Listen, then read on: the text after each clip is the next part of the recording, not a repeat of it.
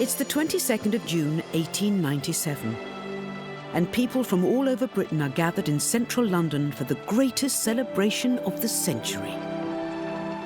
For the first time, filmmakers could capture moving images of a revered but reclusive sovereign as she marked her 60 years on the throne.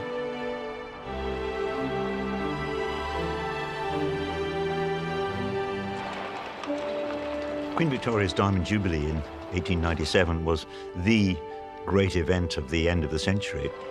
There might have been about 40 cameramen at work during the procession, hanging off railings, stationed at every corner. People said, be sure that you see it. Future generations will be able to witness this thanks to moving pictures. Amid a crowd of around 3 million people, the filmmakers' hand-cranked cameras captured the Queen in her gilded state carriage, escorted by her cavalry. You can see the crowds bustling against the soldiers, wanting to get a sight of her. By 1897, the country is at its height of power. And Victoria, as the figurehead, as the head of state, really represents this power of the nation. During her reign, Britain's empire became the biggest the world had ever known. Its control over a fifth of the Earth's surface meant that Victoria ruled over a quarter of the world's population. She's not just Queen of the United Kingdom, she is Empress of the Great British Empire. It's so symbolic of the influence that Britain wielded at this time, and indeed the legacy that it left behind politically, legally, culturally, linguistically around the world. There we see soldiers of the Empire from Bengal and other places in what was British India. These spectacles are a kind of sanitized representation of what imperialism meant.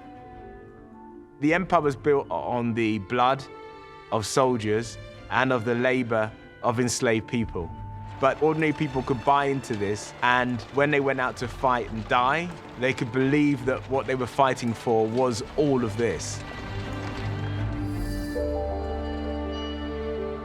This is a huge spectacle, a massive, massive pageant. Runs for, I think, 6 miles, perhaps. It's from Buckingham Palace to St Paul's Cathedral. So that's Victoria. She's wearing black, obviously, which is standard Victoria. I think she'd worn black for 40 years by this point. She was in mourning for her husband, for a couple of her children, some of her grandchildren. She'd lived to a ripe old age, and so she had buried a lot of people. She's been transformed into this figure we now think of as relatively humorless, tough, and quite elderly. She had arthritis. She was probably in pain as she jolted along in her carriage. In her diary on this day, Queen Victoria wrote that no one had ever been given such a rapturous ovation as she was given.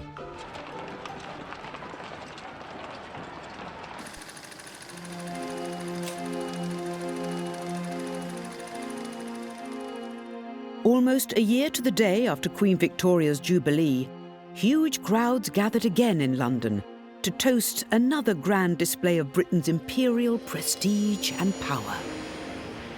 Filmmaker E.P. Prestwich joined 30,000 spectators at Blackwall on the banks of the Thames to watch the launch of a new giant of the seas, the 13,000-ton battleship HMS Albion. The crowd was excited and expectant, but that mood was about to change.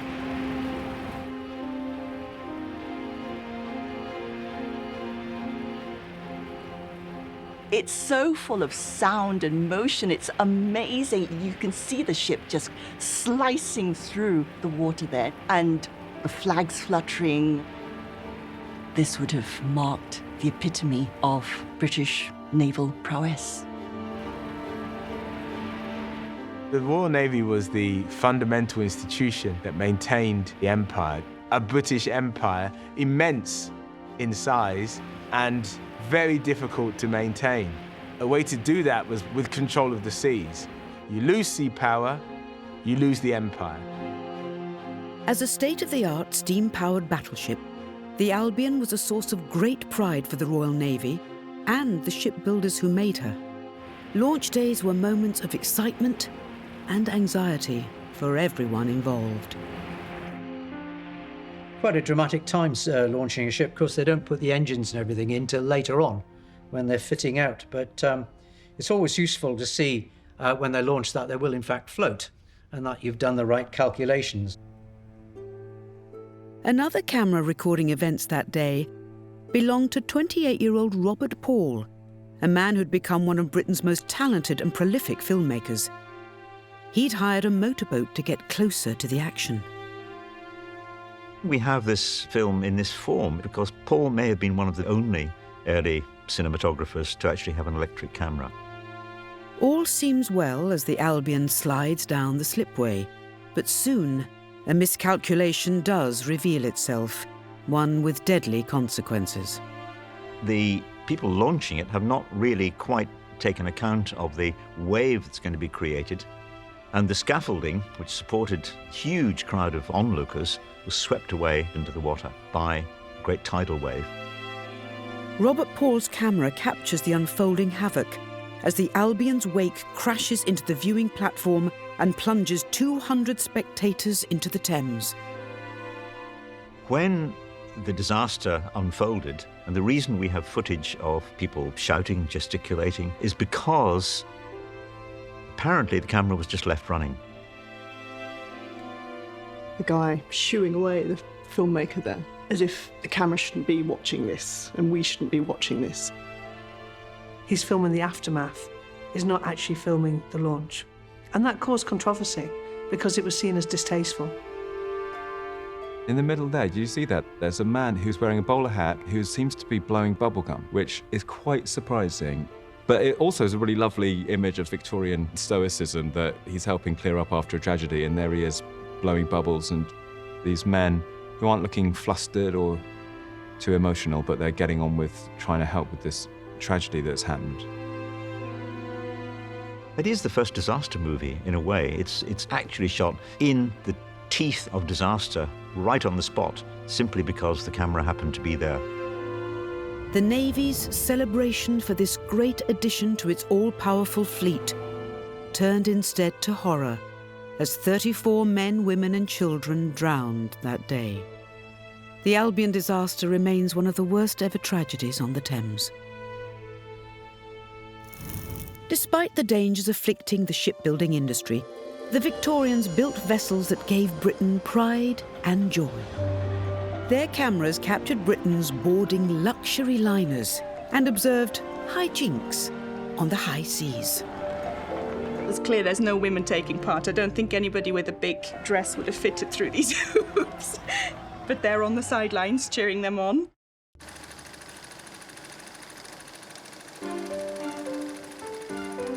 With their new motion picture cameras, the Victorians sought to capture life in the greatest cities of the age. Blackburn-based film producers Mitchell and Kenyon observed the powerhouse of England, the North. They were drawn to the metropolis on the Mersey that linked the manufacturing industries of Lancashire and Yorkshire to the Empire and beyond. This is the great port city of Liverpool, which is very dear to me because I grew up in Liverpool as a little girl. Liverpool was a very prosperous city by now. It had made a lot of money, serious money, from the slave trade going back to the 1700s. And you can see this very grand motor vehicle that's just come out of a garage, that it's well ahead of the times. Just around this time, a law is passed in Parliament to increase the speed limit from 2 miles per hour to 14 miles per hour. So that was a great excitement for everybody that they could now do 14 miles per hour legally in their French imported cars. This is fantastic. This is Holy Corner. Throughout the Victorian period, shopping became a major part of the leisure activity, and these shopping arcades were known as cathedrals of consumption. I mean, the title of the shop, Bunnies, is lovely. Specialists in oriental goods and novelties, perfumes, stationers. I mean, they sell everything. The one thing that really caught my eye was on the top floor there, where you have what looks like teapots. Now, of course, that really resonates with me because at the height of the Victorian era, Britain was importing a lot of goods from China, including porcelain and, of course, teapots. This is a hat shop. Hats incredibly important for Victorians to signal their status. So it's great to see here, the reds and the blues and the greens, and these are quite lively colours that people are wearing. It's very easy to assume Victorians rather drab and colourless in all sorts of ways. But here we can see, they had a strong sense of fashion and of colour, and they like to look good. Even the dog there, look, has got a coat on. So if you thought that coats for pets was a silly modern invention, there we go. There's a pug wearing a nice woolen coat. The three women that you can see here, hats that they're wearing are absolutely magnificent. The ermine that they're wearing, they're dressed in absolutely stunning clothes. And they're not black and white. They're engaging in colour. They're wearing things that delight them. Textiles were a vital commodity in the story of Victoria's empire. Raw cotton from America, India and Egypt was the biggest import into Liverpool's docks, much of it sent on for processing in Lancashire's mills. At its peak, an astonishing 40% of the world's cargo passed through the port of Liverpool, through entry points like this one, Alexandra Dock, which opened in 1880. These dock workers would probably have been loading and unloading from the great ships that would come from far and wide. They were part of this very important economic cog in a big economic wheel without realizing it, I think. And there's a boy there who's clearly trying to sell newspapers without a huge amount of success. 1890s is the beginning of sort of modern tabloid newspaper journalism. The Daily Mail is founded in the 1890s. A few generations before this, there's no way that working men would have either been able to read or been able to afford to buy a newspaper. As Britain's leading gateway to the Americas, Liverpool also established itself as the main point of departure for some of Britain's biggest transatlantic cruise liners. Each year, companies like Cunard and the White Star Line would transport hundreds of thousands of British travellers, many of them migrants planning to start new lives in the US. This is one of my favourite films from the period, the Cunard Lucania going on its voyage to America.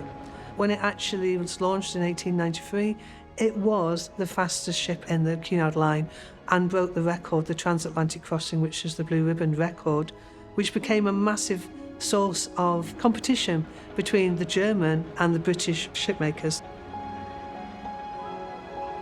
At the beginning of the 1800s, to get to America would take about 6 weeks, maybe 7 weeks if you're unlucky with bad winds. By this point in the 1890s, you get to America in 6 days. And that is an incredible transformation in terms of speed. Huge trunks. It's just incredible when you think of the restrictions we have on luggage today travelling, but they are packing their lives into these sea chests.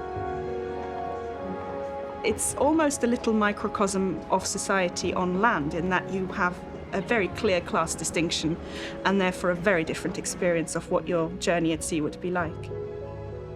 This is a story of mobility for the rich and the poor. So you take a liner like this, you might think, oh, it's very grand, this is the rich, travelling in style across the Atlantic, but it's just crammed full of third-class passengers. These people are trying to escape poverty. They're looking for opportunity. You don't often think of the white English population as an immigrant population, but in fact, that's how America, to a greater extent, became America, because of migration from this country. For many, emotions swelled at the moment of departure. Excitement, but also fear for the adventure that lay ahead. It probably started off with great elation, their friends waving them off, but then as they crossed the harbour bar, they might have felt just a little twinge there as it first went.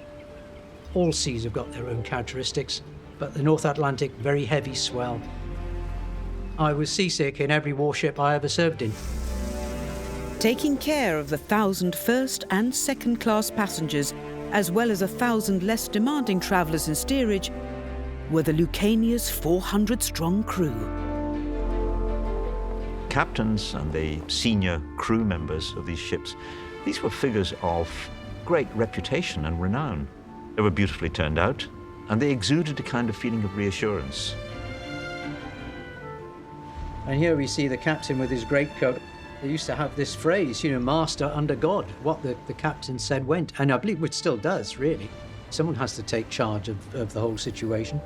There was probably immense trust in them, and there were very competent seamen in those days. The crew, of course, more interested in the camera than they are in scrubbing the decks. And this one has escaped from the kitchen for a little while just to show off the ship's cat. And of course, all the maids who would have had to service the cabins. Looking very prim and proper here. These women are dressed as maids, but their official title is stewardess. It was one of the only jobs that women could work at sea, and their role really was to look after the ladies in first and second class, from helping them dress in the morning, tidy up after them, mend one of their dresses, help them find some form of entertainment on board. The Lucania belonged to the illustrious tradition of steamship building that had made Britain the envy of the world. That heritage owed much to the engineering genius Isambard Kingdom Brunel. In 1843, he created the SS Great Britain, at the time the biggest ship in the world.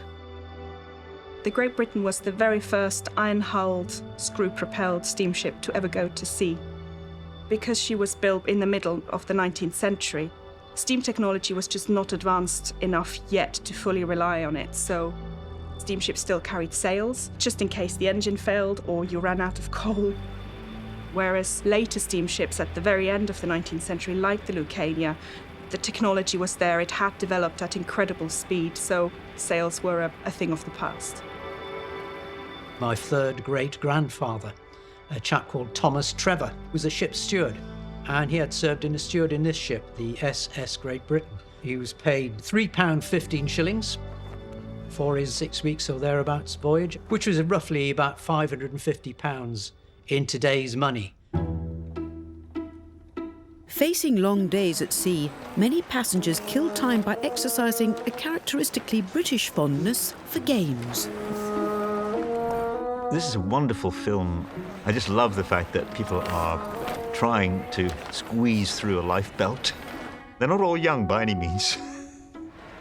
They're being watched by an enthusiastic group of spectators because being on a ship for a long voyage was basically very dull. It's clear there's no women taking part. I don't think anybody with a big dress would have fitted through these hoops. But they're on the sidelines cheering them on. The great Victorian steamships serviced almost every corner of the British Empire. One of the most intrepid of all the Victorian filmmakers, Joseph Rosenthal, recorded this scene from a steamship in what was then a small colonial backwater, the tiny island of Singapore. A lot of these young men used to dive for fish, but here they're diving for coins thrown by passengers, possibly even by the filmmaker himself. You are watching boys in Singapore through the eyes of a Western observer, looking down, in both senses, looking down on these native Singaporean boys and filming them as a sort of exotic spectacle. Would they have been perceived as being of a lesser class or a lesser civilization because they're not clothed fully as the Victorians were? It emphasizes the alienation and the exoticism and this gap between us and them. Films that recorded such scenes of life in the Empire fascinated people back home. Filmmakers also profited from so-called exotic performances staged in Britain by filming dance spectaculars like this one at London's Crystal Palace in 1898. Increasingly, moving pictures would soon showcase the greatest stars of the day and feature worldwide celebrities like sharpshooting Annie Oakley. I think she could shoot like a cigarette out of someone's mouth, that kind of level of skill. Terrifying. And some films would even kiss goodbye to long-standing Victorian taboos. This was, I suppose, Victorian porn.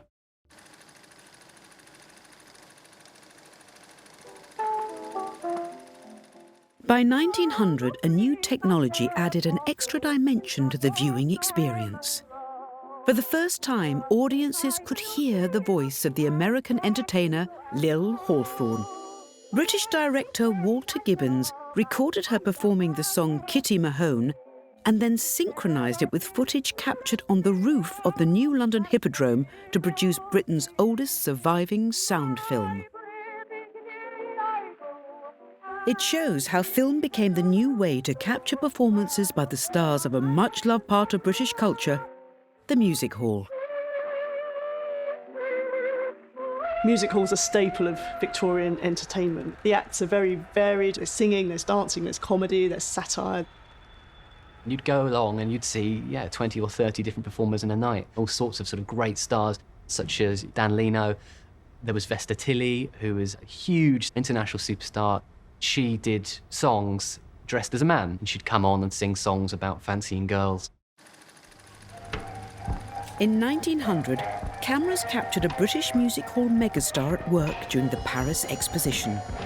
Harry Relf, better known as Little Titch, was a small man with a mighty talent. Little Titch was born in Kent. He was only 4'6". He had 6 digits on each of his hands. He was an incredible great mimic. He could change the contours of his face, and he had that whole clowning ability. And people would literally cry with tears, with laughter.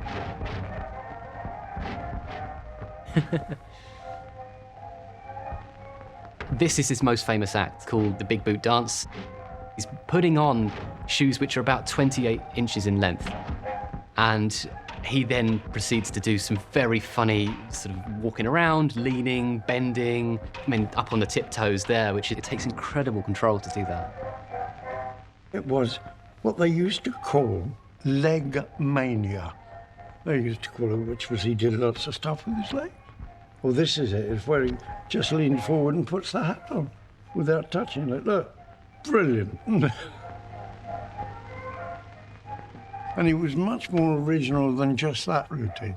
He was a good actor. He played all sorts of characters in his songs. This is my favourite. He wasn't actually called Little Titch because titch was a common word for being small. It's the other way around. We talk about people being titchy because of him. He was so incredibly popular. It is the power of personality which always wins, always wins. All the great performers had that rapport with an audience. Roy Hudd has been in show business for over 60 years. He was inspired to tread the boards by his grandmother Alice, who taught him songs from the golden age of Victorian music hall. But he soon turned his hand to comedy, the discipline that made his name.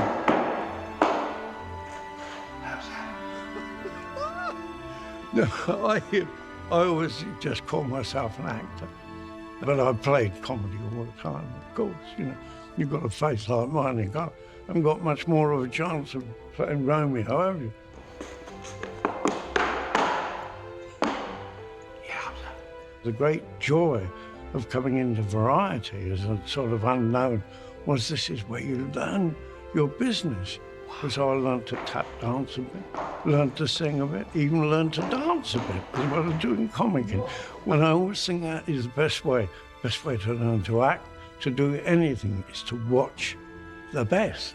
And when I actually came into the business, I did work with some of the great old musical turns. We were just about to snuff it, really. A few of the Victorian music hall's funny turns used film in their acts. The comedian and magician Sam Dalton was among the first British performers to amaze audiences by using camera tricks. Film could have magical effects on a performer's career too. In 1894, the American inventor Thomas Edison arranged a demonstration of his new movie camera and asked the celebrated sharpshooter Annie Oakley to help.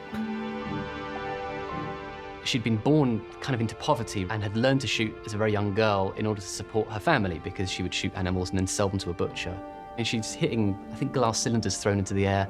I think she could shoot like a cigarette out of someone's mouth. That kind of level of skill. Terrifying. Annie Oakley, of course, is the famous Annie, get your gun, heroine. People were absolutely fascinated by her. She became famous by being in a competition with a man called Frank Butler, who was a famous sharpshooter. And when she outshot him, he then fell in love with her, and they were married for 50 years until she died. She was most famous here in Britain for coming over with Buffalo Bill, who was this huge superstar who came across with a massive Wild West circus involving Native American Indians, horses, and all sorts of exciting things from the West. 60,000 people a day flocked to see the Buffalo Bill Wild West show when it toured Britain for the first time in 1887. Even then, Annie's exceptional talents earned some very high-profile admirers. When Queen Victoria met Annie Oakley, she said to her, "You are a clever, clever little girl." And then she would go on private shooting days with members of the aristocracy who were determined to actually outshoot her, but she managed to beat them all. My gran actually saw the show, and it was some big open-air thing. But all she ever said, "Oh, the bleeding noise," she said. They're firing the things, and they had Indians, and apparently it was quite a show. But it wasn't just highly skilled humans who'd win the popularity stakes on the Victorian variety circuit.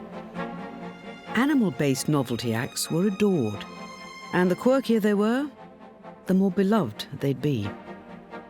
Parachuting monkeys, high-diving horses, and belligerent marsupials featured in the earliest British films, like this one from 1895. God, this is so unethical, isn't it? I mean, it's a child fighting an animal. I mean, by modern standards, people are like, oh my God. Kangaroos could be trained to box. They needed to have gloves on because they got sharp claws. Pretty dangerous, actually. A pal of mine is a great circus man. He said the easiest thing in the world to get a kangaroo to box, because it's a sort of sexual thing. And if you punch them on a certain part of their body, they think it's a rival kangaroo. So they turn around and give them one, you know. And that's it. He said that's all the training they require. It's not a full-blown kangaroo, it's a joey, a young kangaroo, and he's just belting hell for leather out of that poor child.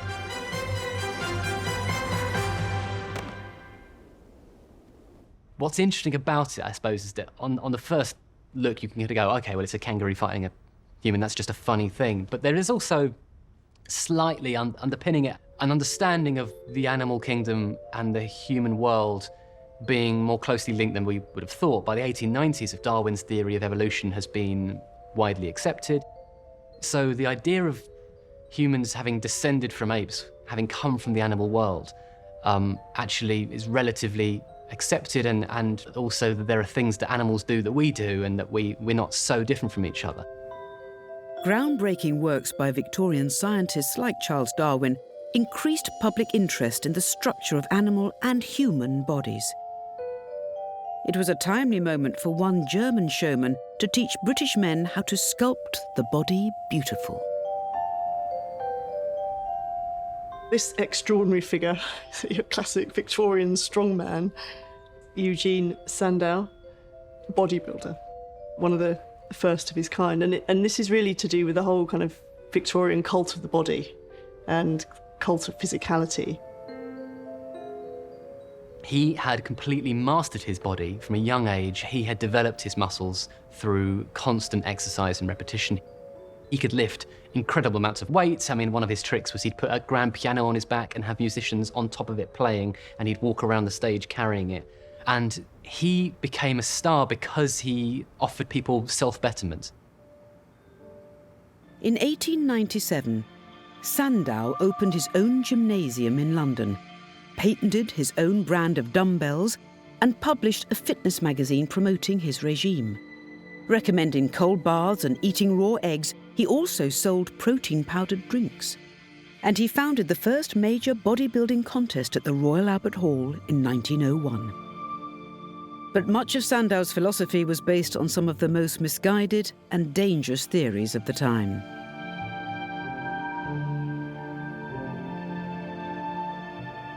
He was a eugenicist. His name was Eugen. clues in the name. He argued the white race was superior, that he could make Britain stronger and healthier and more virile and more macho and better soldiers. It's about fitness, not just being physically fit, but being also racially fit and ethnically fit as well. And it connects with the eugenic movement of the time. So although it's about health and strength and vigour and physique, it's also about contrasting that with more inferior bodies. So there's a sinister side to this too, I'd say. While Victorian men were allowed to show some skin in public, ladies were expected to remain firmly covered up. Yet some early filmmakers did persuade a few brave women to break the taboo and peel off for their cameras. In 1896, Brighton-based Esme Collins produced A Woman Undressing, which is now considered Britain's first ever erotic film. In today's standards, there's nothing sensual about this performance. It's how you can imagine her taking her clothes off to go to bed at the end of the day. But how many layers she's wearing? Everything from the corset to the underskirts. No wonder it was quite titillating to see that all being removed, because there's a lot of it to take away.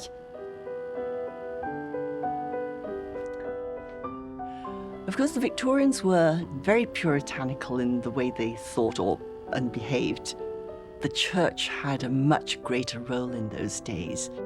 But I think when you're repressed in such a big way, you have to give vent to your desires. So this was, I suppose, Victorian porn. This lady undressing would not have been shown at the music hall. It would probably have been shown at what was called a smoker, because you could smoke. It was a kind of euphemism for a male-only entertainment. The idea, of course, is that this is sort of voyeurism, that we are peeking into her private boudoir. I like the fact also she only has one sock on at the end. I don't know if that's super sexy, you know, just one ankle out. You don't want to overload them with two ankles, too much. These films, to me, highlight one of the biggest misconceptions of the Victorian era. We've always been taught the Victorians have this very stiff upper lip, that showing the ankle is absolutely abominable. But actually, it's the Victorians who first really define what sexuality is. They study it, they find it really intriguing.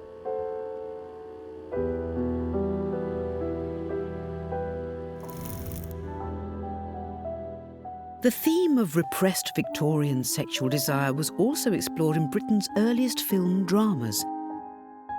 From their base at Holmfirth in Yorkshire, the company Bamforth & Co. produced the 1899 film The Kiss in the Tunnel, telling the story of a passionate encounter on a train passing through the Pennines. And this is a really important moment in the history of filmmaking, because it's a step towards editing. Train enters tunnel, cut to interior of the carriage with a couple kissing, fondling, and then train leaving. So we've got a complete kind of dramatic situation. This is what people can get up to in the dark, in the tunnel. Of course, this has now become a classic, hasn't it? The train going into the tunnel. What would happen in the dark of the tunnel? That's actually quite shocking. I don't think you would see many images of kissing on screen at that point.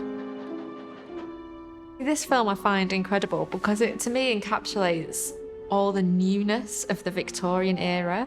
You can see the woman sort of being quite shy at first. She's covering her face with a newspaper. She's acting demure. And then this moment, this kiss. This at the time would have been incredibly sensual and incredibly erotic. What you actually get is one of the first kisses on screen in the United Kingdom. Thought it was going to be one of those classic kind of kisses, but actually they are really going for it. That's a Yorkshire lad and lass from Holmfirth having their bit of stardom on the big screen. Attitudes to sex were changing, and across Victorian Britain, so was almost everything else. Filmmakers reflected the nation's anxieties about rising crime The Victorians had, of course, an enormous fear of crime. They're both fascinated by it and they're terrified of it. And the menace hidden in grime. The reason I think the Victorians are obsessed with hygiene, cleanliness, is because the alternative is infectious disease and early death. And while soap makers were cleaning up, the dirty world of Victorian advertising still saw things in black and white.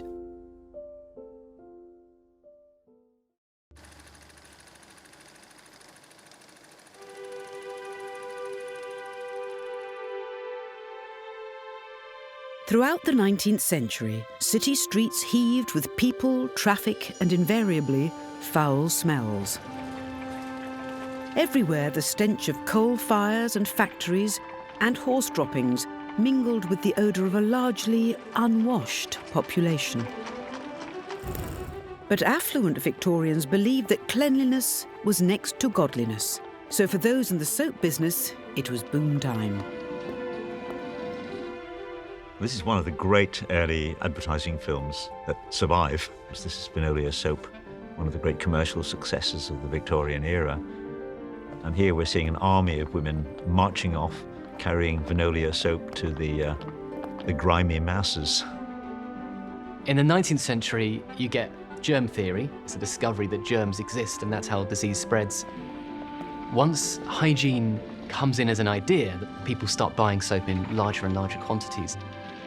The Victorians had only just started to have plumbing, so the idea of washing, of soap, of hygiene in the home is something that Victorians, particularly the middle classes, are starting to embrace in great numbers.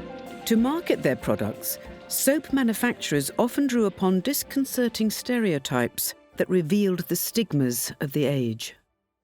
Very often the way that it was advertised, and there's some extremely unfortunate and to our eyes unpleasant adverts which show a little black boy or little black girl being given soap to clean themselves up. So there's this contrast between black and white, and the idea that if you use soap, then you can clean yourself. And Finolia, as well as Pear's soap, had these adverts like contrasting a little white child with a little black child, saying, use our soap.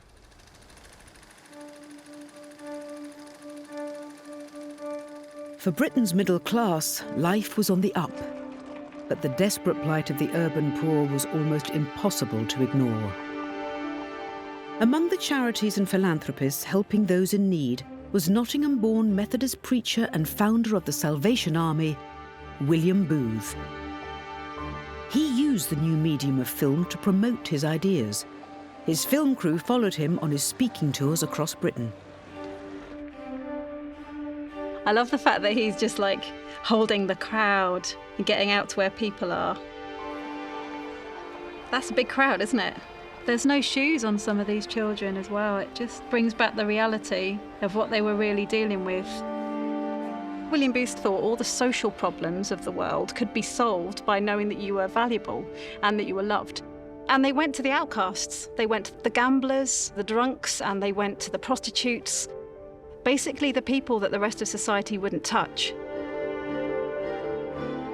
Booth's Salvation Army served breakfast to children of the destitute, provided shelter for the homeless, and in 1891, he launched a campaign to improve the dangerous conditions endured by young factory workers in one of Britain's most important industries.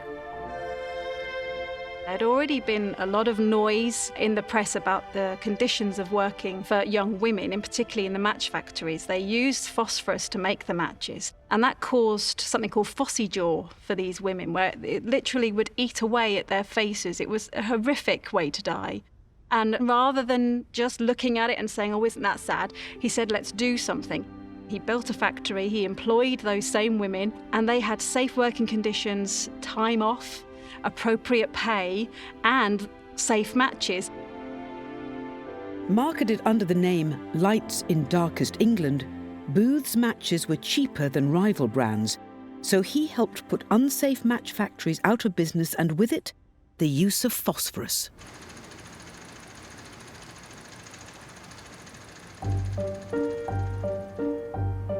Victorian street life was a great source of inspiration for storytellers, and nothing stirred the public more than crime. Notorious criminals dominated news headlines, and fascinated best-selling novelists, like Arthur Conan Doyle. Early filmmakers also realized that crime really could pay. In 1895, American-born inventor and director Burt Akers produced Arrest of a Pickpocket, a work that's now considered to be Britain's first ever film drama. This is extraordinary, this footage. I mean, look, two men wrestling him to the ground. Early example of police brutality, perhaps. The Victorians had, of course, an enormous fear of crime. They're both fascinated by it, and they're terrified of it.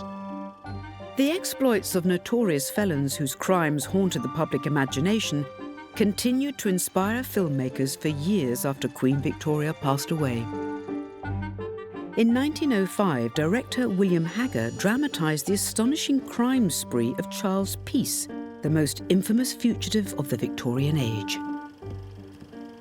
I first came upon Charles Peace when I was researching my own novel, The House of Silk, which is a Sherlock Holmes novel. And actually, Charles Peace does have a distinction of being one of the very few real people who turn up in a Sherlock Holmes novel, because he was probably the most famous criminal of his time. The story of Charlie Peace is this incredible double life he led. By day, he was a prosperous businessman who played the violin. By night, he was a notorious cat burglar. Every image of him looks different because he was a master of disguise. He was like the world gurning champion. He could twist his face. He actually looks quite a repulsive individual, but apparently he was irresistible to women. Made in 1905, when Charles Peace was still a household name, the film depicts him entertaining his neighbours, Mr. and Mrs. Dyson. But soon, passions are inflamed after he expresses his love for the lady. Oh, he's found him with his wife, not happy about that at all. An altercation starts. Oh, he's threatening revenge, and here it comes. But why is it within Victorian melodrama, when anything bad happens, the woman always puts their hands up to their cheeks and does that? It's rather sweet. And there he is, killed. Later, policemen catch Peace during a burglary, when he shows just how far he'd go to evade justice. But then, if it couldn't even get any better as a narrative, he escapes from the police. And then he gets chased through the countryside and gets rearrested. And on the night before he is going to be executed, he confesses to the murder of the constable, and a poor young Irishman had been framed for it. Peace was a murderer and a renegade. Yet strangely, he acquired a cult status in parts of Victorian society. There's some element of sympathy for him and some element of admiration. He was injured as a young man in an industrial accident and then turned to a life of crime and sort of outwitted the police. Ultimately, people didn't approve of criminals who murdered policemen, and so people were also pleased to see him get his comeuppance. This film of Charles Peace ends with the fate he faced in real life, an appointment with the hangman at Armley Jail in Leeds in 1879. I can't believe that we just saw the man drop into the scaffold. Would they even allow us to show that these days? I mean, drop into the trapdoor from the scaffold. Extraordinary. And I can imagine, gosh, how the Victorians would have enjoyed watching this. For years after his death, the legend of Charles Peace lingered on. You just cannot believe the media obsession with Charlie Peace. There was a huge tableau in Madame Tussauds until the 1950s. So well before Jack the Ripper, the most famous criminal of the late Victorian period was this gentleman from Sheffield, Charlie Peace. While crime continued to fascinate, the obsessions of Victorian filmmakers ranged from childhood play It's like a flying headbutt. to the sporting passions that put Britain leagues ahead. 100,000 people would come to watch a rugby match. If you weren't there, you didn't see it. And captured the work of a new emergency service that was setting city streets alight. Horse-drawn fire engines turning out were one of the spectacles that animated the Victorian street. They really brought it to life.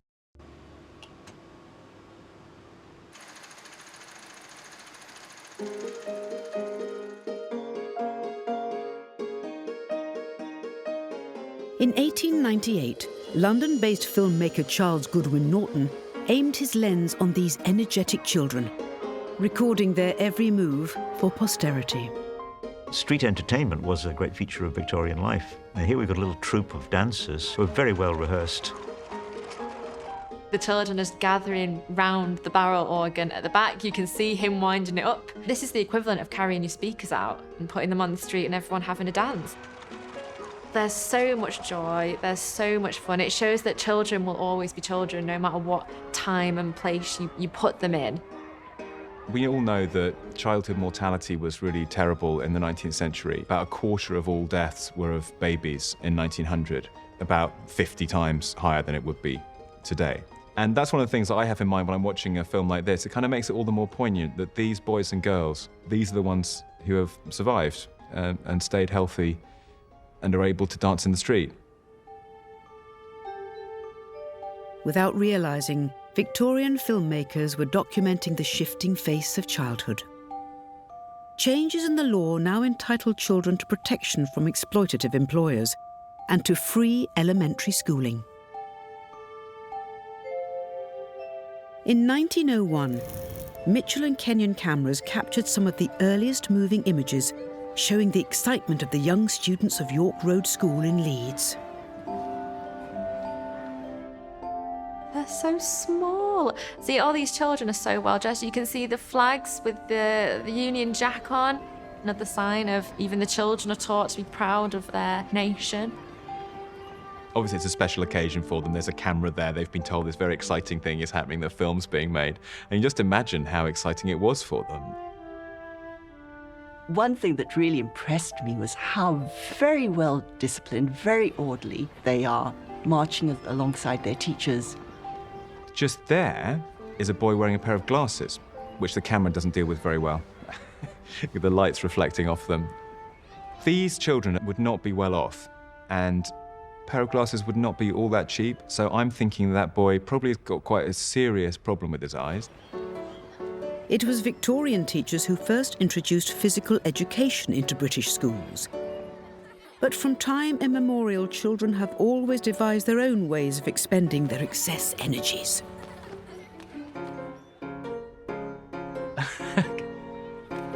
This is a very complicated game of leapfrog. I've never seen anything quite so developed. Wow, hang on. It's like a flying headbutt. This is kids being kids, but it's really fun. It's like organised fun. They know what they're trying to achieve here. And they're having several goes at it, and it's not quite working. The last kid's going to jump on. There he is. Oh no, they've collapsed. All right, try again.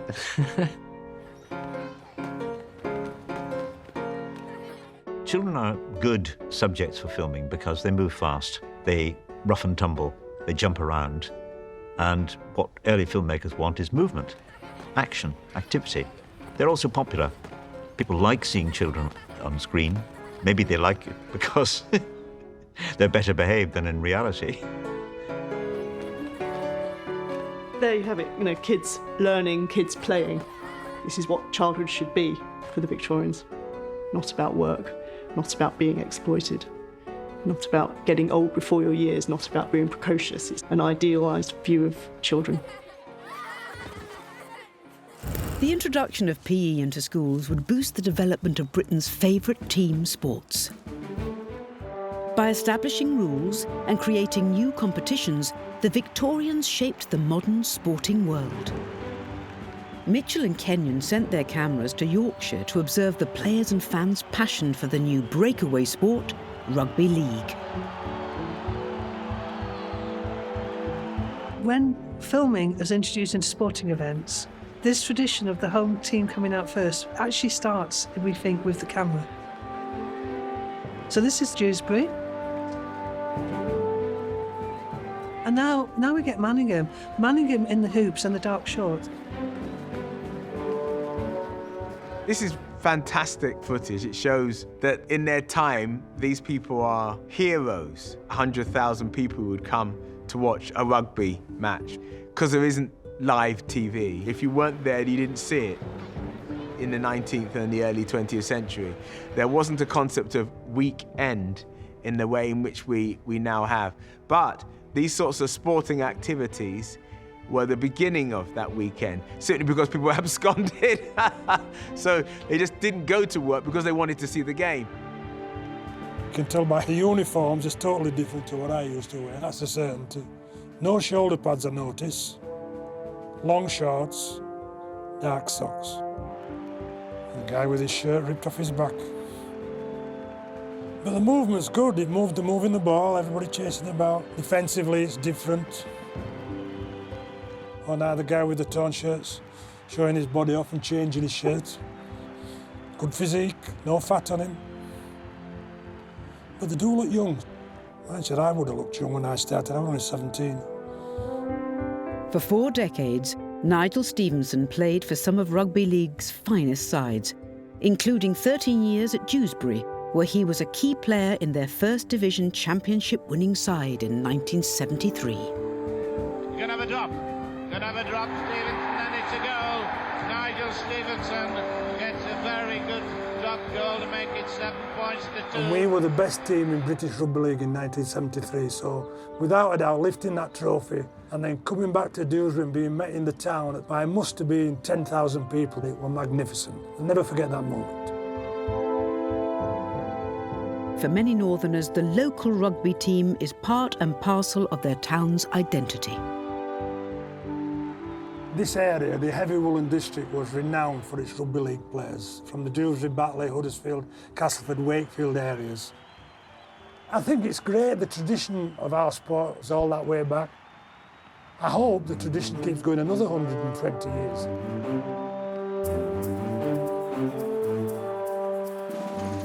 Mitchell and Kenyon specialised in films capturing local life, and across the very same town they found another great subject.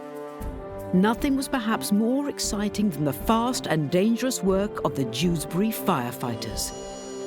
As few people had telephones, the brigade was alerted to fires by the ringing of the town hall bell. Horse-drawn fire engines turning out were one of the spectacles that animated the Victorian street. And people did turn out to see them. You can tell it's cold. People have put on their best clothes. You can see the wonderful hats and scarves. It's worth remembering that fires were very common in Victorian times. Illumination was mostly naked flames, and of course most buildings were absolute tinder boxes. Firemen have become really popular figures in Victorian Britain. In the late 19th century, Dewsbury Fire Brigade was mostly volunteers. They joined local policemen to respond to fires. Today's 44-strong brigade is made up of trained professionals who respond to an average of over 1,000 call-outs each year. They recognise the challenges their predecessors faced when tackling similar emergencies. RTC, 2 vehicles involved, person strapped.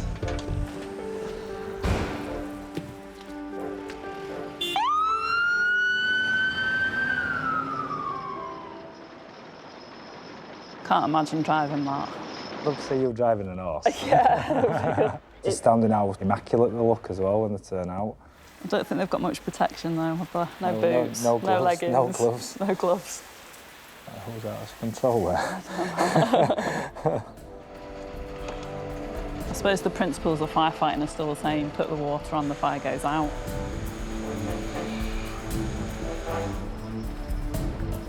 In Victorian times, the noise and excitement of the fire brigade would attract everyone in the neighbourhood, even the local pets.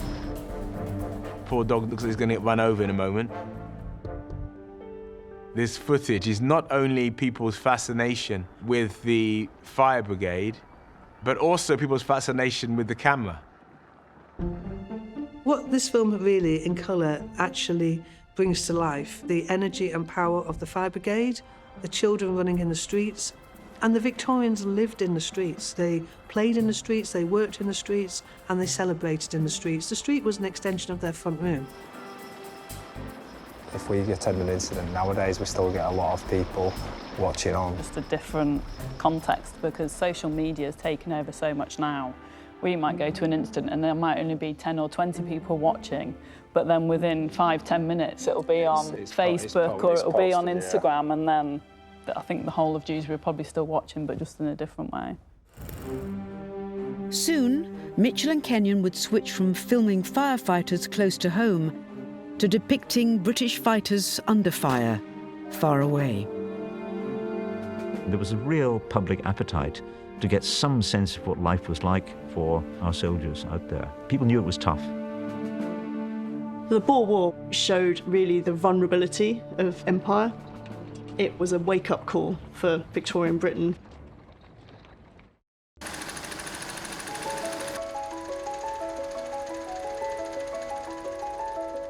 As Victoria's long reign was drawing to a close, Britain's power still reached across the globe, but there were signs of unrest in some important parts of her empire.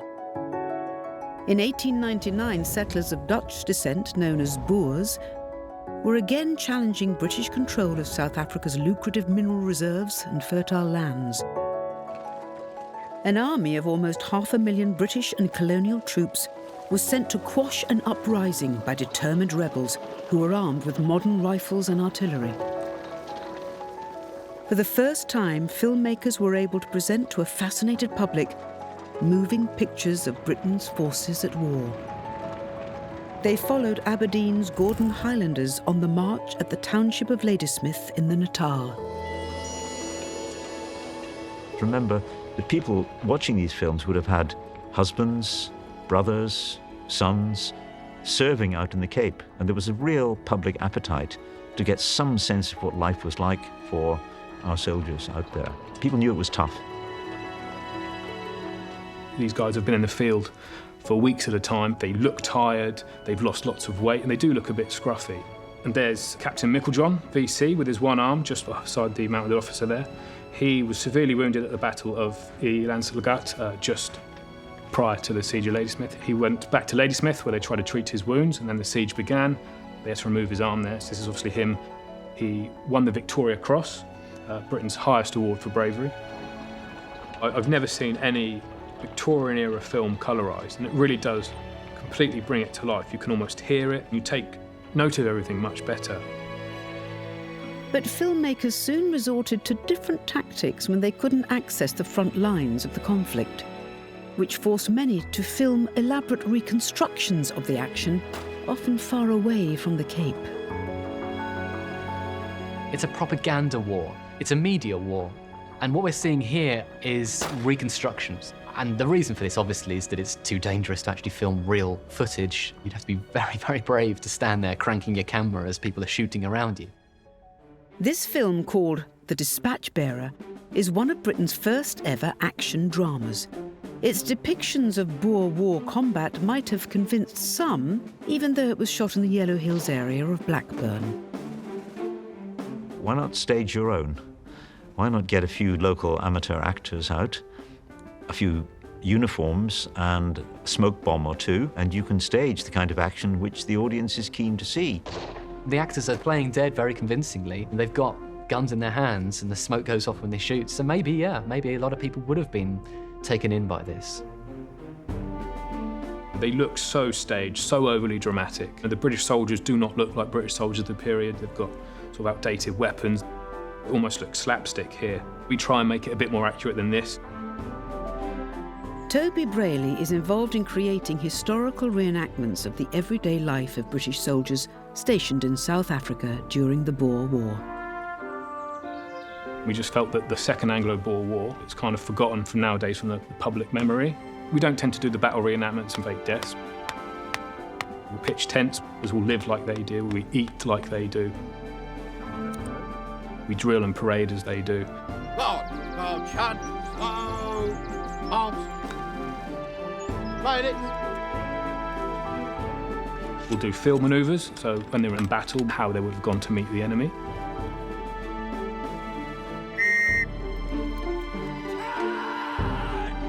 Try and get the best experience that we can for ourselves and for the public and the people that come and see us.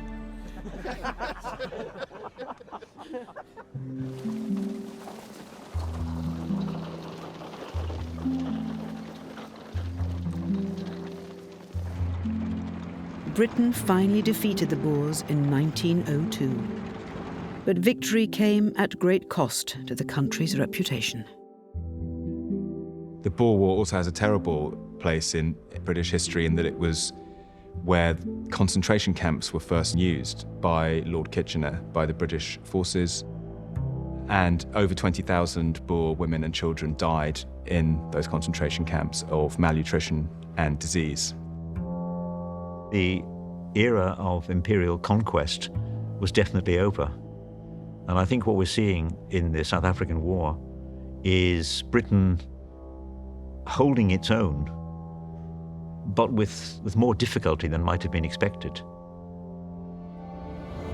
Queen Victoria had seen the empire expand.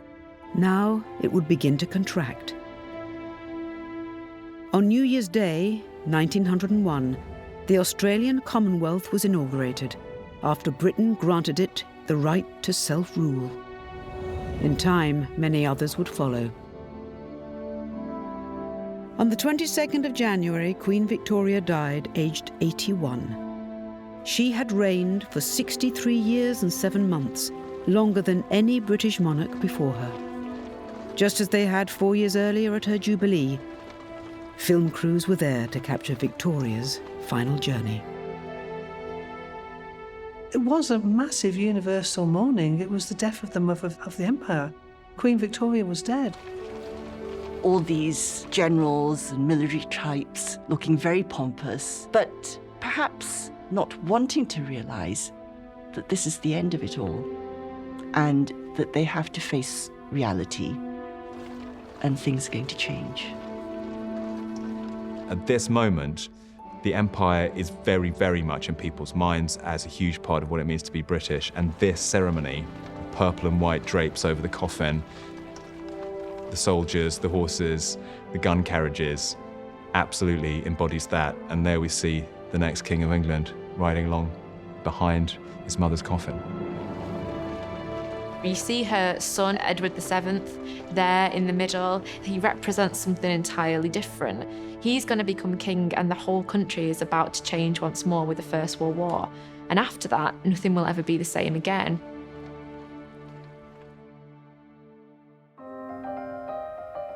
What we've got here in Victorian film is really time travel. It's the first era that is captured on film. We've seen sex, we've seen crime, we've seen death, we've seen the sort of celebration of life. They felt the same as we did, and they really embraced the highs and the lows and the pleasure, pain, happiness of life. It's still funny. Watching little Titch running around in his big shoes, putting his hat on, still makes me chuckle. So there are things about this that connect across the decades and remind us of the sort of common humanity. To see it like that in colour is pretty breathtaking. Just adds a whole incredible emotional dimension to trying to understand these people as they look out at us, peering into the camera, quite extraordinary contraption, and we peer back at them. By making it colour, it makes it seem modern, relatable, more accessible. So it can provide context and clarity to historical moments. And the thing about colour, it just narrows the gap between us and a world that we think we've lost. It is incredible.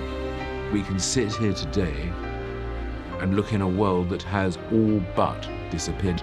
Here it is on the screen. It gives me a sense of a timeline to which we all still belong.